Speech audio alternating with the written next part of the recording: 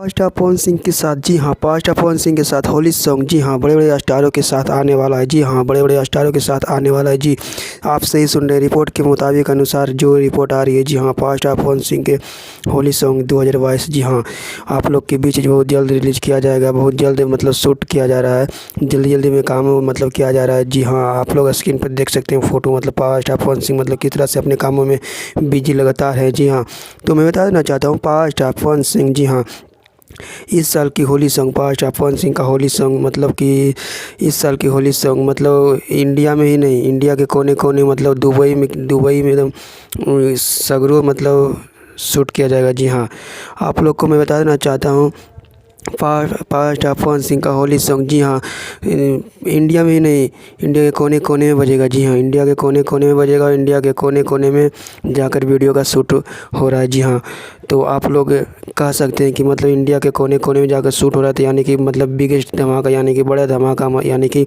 बड़े बजट का होली सॉन्ग आ रहा है। जी हाँ, सही सुनिए, बड़े बजट का होली सॉन्ग आ रहा है। तो आप लोग जान सकते हैं कि मतलब उनके साथ बहुत बड़े बड़े स्टार के साथ गाना आ रहा है। जी, आप लोग मतलब रिपोर्ट के मुताबिक के अनुसार आ रहा है कि मतलब बड़े धमाका आ रहा है, मतलब बड़े बड़े स्टारों को लेकर वो आ रहे हैं, मतलब कुछ नया। वो जब भी होली लाते हैं कुछ नया करते हैं। जी हाँ, तो आप लोग के बीच यही रिपोर्ट था, तो मैं बता दिया हूँ।